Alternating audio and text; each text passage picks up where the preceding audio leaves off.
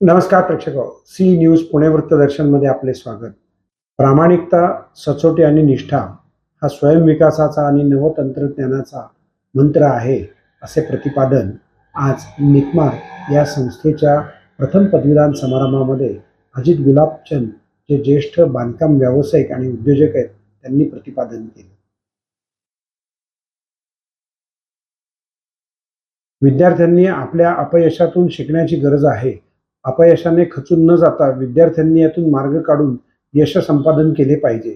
विविध रणनीती आणि अनेक साधनांच्या माध्यमातून यशाची शिखर चढता येतात, म्हणून निराश न होता प्रामाणिकता राखत यश मिळवावे, असे प्रतिपादन विश्वस्त मंडळाचे अध्यक्ष आणि SCC लिमिटेडचे प्रमुख श्री अजित गुलाबचंद यांनी व्यक्त केले. यावेळेला दीक्षांत समारंभाकरता doctor Anil Kashyap, doctor Sushma S Kulkarni, परीक्षा नियंत्रक डॉक्टर आदिनाथ दामले, प्रशांत दवे आदी मान्यवर उपस्थित होते. Planted in 1983 by top industrialists of this country, and there has been a lot of hard work all along this journey.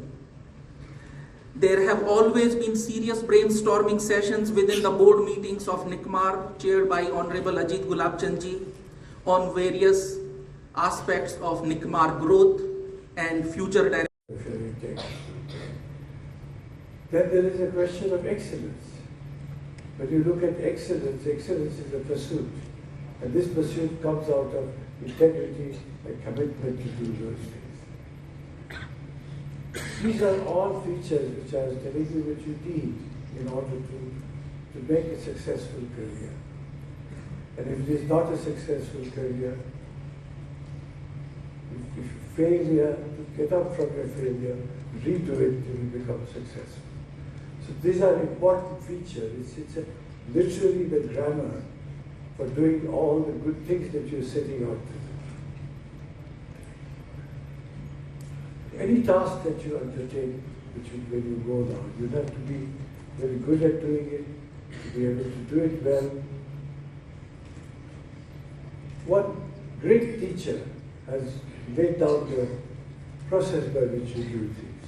Objective, you must then find an agent, which could be you, to carry out that objective. Then you need a variety of strategies to be able to carry out that objective successfully. And then you need various tools to be deployed to do this. Which management guru do you think said this in terms of getting a project underway and doing it? You'll be surprised. This is what Krishna told Arjuna at the beginning of the battle of the war of Mahabharata. This is in the Bhagavad Gita. And there is one more, that with all these things done very well and excellent, and with integrity, things can still go wrong. Some Rishi you forgot to revere, some black fairy you forgot to mention, and things start going wrong.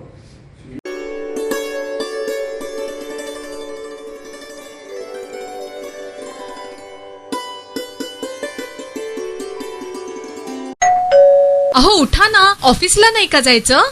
अगं मला आज फ्रेशच वाटत नाही, काही करायची इच्छाच नाही. अहो मग तुम्ही आजपासूनच न्यू युनायटेड फार्मसीचे गुड मॉर्निंग चूर्ण घेणं सुरू करा. अपचन, मलावरोध, बद्धकोष्ठ, आम्लपित्त आणि पोटाच्या तक्रारींवर खात्रीशीर आयुर्वेदिक उपाय. गुड मॉर्निंग चूर्ण. 35 वर्षांपासून सगळ्यांच्या पसंतीचे गुड मॉर्निंग चूर्ण औषधांच्या प्रत्येक दुकानात मिळते. आयुर्वेदिक वैद्यांनी तयार केलेली न्यू युनायटेड फार्मसीची शास्त्रशुद्ध निर्मल सुगंधी उटणी. केशर उटणे, मैसुरे चंदन, मराठी मोगरा, शाही गुलाब, दिलखुश, पारंपरिक उटणे आणि युनायटेड निर्मल सुगंधी अभ्यंग तेल म्हणजेच दिवाळी. सर्व स्टोर्स मध्ये उपलब्ध. निर्मल सुगंधी उटणे.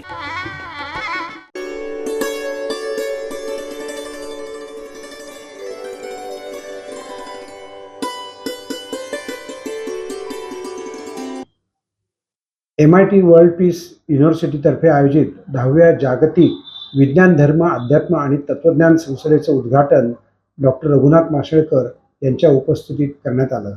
यावेळेला डॉक्टर विजय भटकर, संस्थापक प्राध्यापक डॉक्टर विश्वनाथ कराड, राहुल कराड आदी मान्यवर उपस्थित. अनेक देशात युद्धाचे सावट पसरले आहे. अशा युद्धजन्य परिस्थितीतून बाहेर येऊन जगात शांतता नांदावी यासाठी विज्ञान आणि अध्यात्माची सांगड घालावी लागणार आहे, असे विचार ज्येष्ठ शास्त्रज्ञ पद्मविभूषण डॉक्टर रघुनाथ माशेलकर यांनी व्यक्त केले. विश्वराज बाग लोणी काळभोर येथे आयोजित जगातील सर्वात मोठ्या शांती घुमटात 10व्या जागतिक तत्वज्ञान धर्म अध्यात्म संसदेचे उद्घाटन यावेळी करण्यात आले. Doctor Vijay Bhatkar the power of world फाउंडेशनच्या अध्यक्ष यावेळेला उपस्थित होते.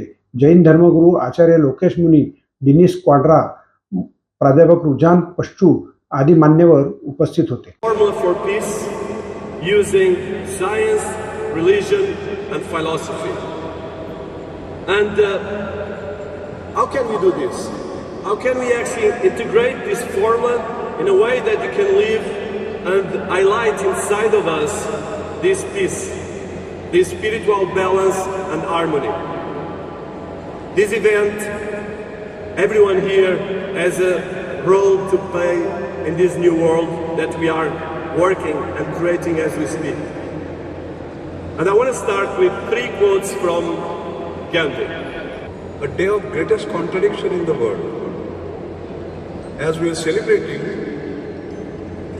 International Day of Non-Violence, there were 200 missiles flying from Iran towards Israel. And the wars, the battles are going on, Gaza, Palestine, Ukraine, Russia, and so on and so forth. How do we celebrate an International Day of Non-Violence? I will start with that big challenge that we have. I met my brothers like Dr. Mashelkar and Vijay Bhatkar, who gave me the confirmatory test of what science stands for, what spirituality stands for. भाई साहब ध्यान में रखना, आपने अभी सुना हमारे देश के बड़े ज्ञानी सत्पुरुष हरि सिंह के बेटे डॉक्टर करण सिंह साहब को आपने अभी छोटा स्पीच सुना. मैं इसलिए बता रहा हूँ, I am not praising, but you must know that here is the person sitting, doctor Raghunath Mashelkar, who has been awarded 48 PhDs from the world over. 48. तुम्हारा भाई है भाई, डरो नहीं. पंचशील की बात होती थी, साइंस फॉर सोसाइटी का चिंतन होता था.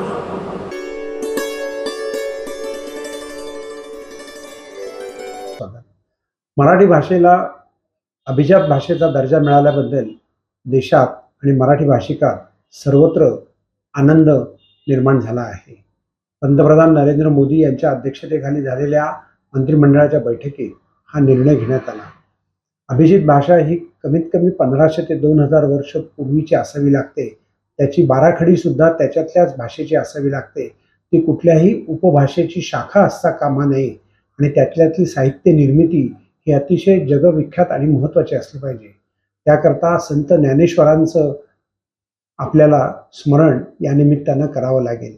13व्या शतकात त्यांनी या प्रकारचं काम केलं आणि म्हणूनच आज आपल्याला 2024 साली अभिजात दर्जा त्या ठिकाणी प्राप्त झाला. याविषयी पुण्याचे खासदार मुरली मोहोळ, डॉक्टर नीलम गोरे यांनी दिलेल्या या प्रतिक्रिया. विश्वातील प्रत्येक मराठी माणसासाठीचा हा ऐतिहासिक आणि अभिमानाचा क्षण.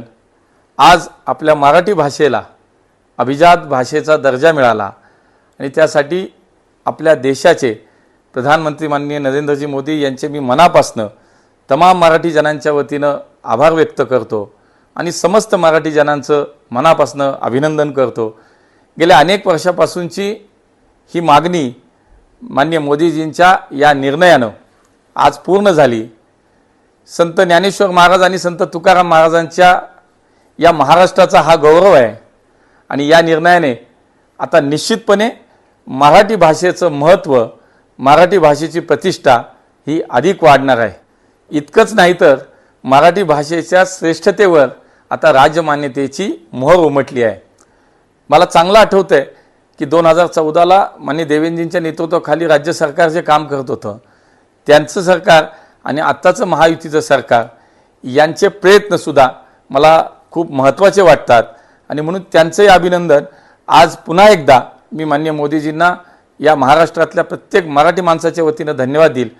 आता राजमान्यता मिळाली, आता आपल्या भाषेला अभिजात दर्जा मिळाला आणि त्यामुळे मराठी भाषेचा पुढच्या काळातला प्रचार प्रसार यासाठी निश्चितपणे आता केंद्र सरकारच्या माध्यमातून अनुदान असेल, अनेक काही गोष्टी त्याच्यामध्ये अधिकच्या आपल्याला आता आपल्या भाषेचा प्रसार करण्यासाठी विकासासाठी ह्या प्राप्त होतील. त्यामुळे प्रत्येकासाठी आजचा आनंदाचा आणि खरं तर अभिमानाचा क्षण आहे. पुन्हा एकदा सर्वांचं मनापासून अभिनंदन. माननीय मोदीजींना खूप खूप धन्यवाद. केंद्र सरकारने आज मराठी भाषेला अभिजात दर्जा दिलेला आहे. केंद्र सरकारचे सर्व नेते आणि विशेषतः माननीय पंतप्रधान नरेंद्रजी मोदी, आणखीन गृहमंत्री अमित शहा आणि संबंधित विभागाचे सगळे अधिकारी यांचं मी मनापासून आभार मानते आणि अभिनंदनसुद्धा सगळ्या मराठी जनांचं करते. मराठीमध्ये लिहिणारे साहित्यिक, मराठी प्रेमी, मराठीमध्ये काम करणाऱ्या संस्था आणि आमच्यासारखे अनेक मराठी भाषेचे समर्थक, मग ते आमदार असतील, खासदार असतील, सातत्याने आम्ही मराठी भाषेला अभिजात भाषा म्हणून दर्जा मिळावा म्हणून प्रयत्न करत होतो. त्याच्यासाठी सह्या दिल्या होत्या, निवेदनं पाठवलेली होती आणि विशेषतः अंमळनेरच्या वेळच्या साहित्य संमेलनामध्ये सरकारला आरोपीच्या पिंजऱ्यामध्ये घेऊन मी सरकारची बाजू मांडली होती आणि त्याच्यात कधी मिळणार मराठी भाषेला अभिजात दर्जा हा प्रश्न विचारला गेला होता. परंतु तो दर्जा केंद्र सरकारने देऊन मराठी भाषेच्या समृद्धीसाठी म्हणून खूप चांगलं पाऊल उचललेलं आहे. मराठी प्रेमी संस्था, मग त्याच्यात खास करून महाराष्ट्र साहित्य परिषद, मराठी भाषेचं महामंडळ, साहित्य महामंडळ यांनीसुद्धा अनेक संमेलनांमध्ये याचा पाठपुरावा केला होता. तर या सगळ्या मराठी साहित्यिकांचे आणि मराठी भाषिकांचे मनापासून अभिनंदन करते आणि कौतुक करते. खूप खूप धन्यवाद.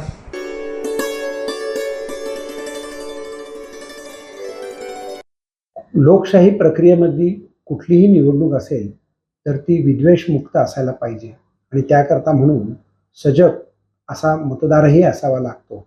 याकरता काही बुद्धिजीवी, बुद्धिप्रामाण्यवादी समाजाच्या हितचिंतकांनी एकत्र येऊन अशा प्रकारे विद्वेषमुक्त महाराष्ट्रातल्या निवडणुका होण्याकरता काही कार्यक्रम सुरू केला आहे. जाणून घेऊयात त्याची माहिती.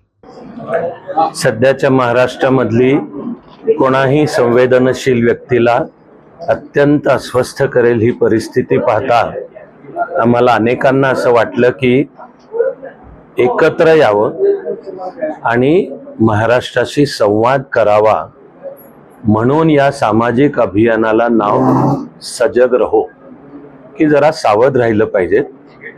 तऱ्हातऱ्हांचे विविध तणाव, ज्यातनं तयार होणारे द्वेष आणि दुर्दैवाने त्याची काही अनिष्ट वाटचाल असं न होता उलट महाराष्ट्राचं भारतातलं काम आणि महाराष्ट्राची पण पुढची दिशा म्हणजे व्हिजन आणि या महाराष्ट्राने भारतालाही विकसित करायला काय करावं असं काही समाजाशी बोलूयात आणि त्यातून समाजातून समोर एक कार्यक्रम यावा, उद्याची त्यातनं धोरणं आखली जावीत.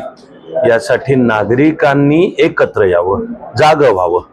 म्हणून हे हाती घेतलेलं काम सजग रहो.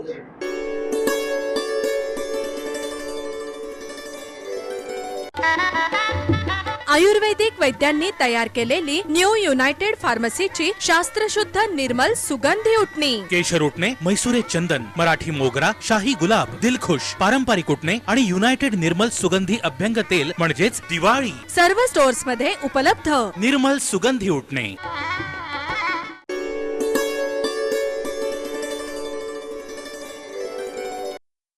नमस्कार प्रेक्षक, सी न्यूज पुणे वृत्तदर्शनमध्ये. मराठीला अभिजात भाषेचा दर्जा मिळाला ही प्रत्येक मराठी माणसाला अतिशय अभिमानाची आणि आनंदाची गोष्ट आहे. अभिजात भाषेचा दर्जा मिळाला म्हणजे नेमकं काय झालं तर साधारणपणे 950 कोटी रुपये आता मराठीच्या विकासाकरता दरवर्षी आपल्याला मिळू शकतात आणि त्यातून विविध ग्रंथालय, संशोधन, भाषा, भाषांतर असं काम त्याच्यातनं करता येतं आणि त्याचबरोबर पुरस्कारही प्राप्त होतात. या सर्व गोष्टींचा एकंदर अभ्यास केल्यानंतर त्याला 2000 वर्षाचा इतिहास तपासावा लागतो आणि ती प्रक्रिया साधारणपणे 7 ते 8 वर्ष चालली होती. अनेक राजकीय पक्षांनी, सामाजिक लेखकांनी, कवींनी मराठीला अभिजात भाषेचा दर्जा मागितला होता आणि तो दिवस काल संध्याकाळी आपल्याला मिळाला.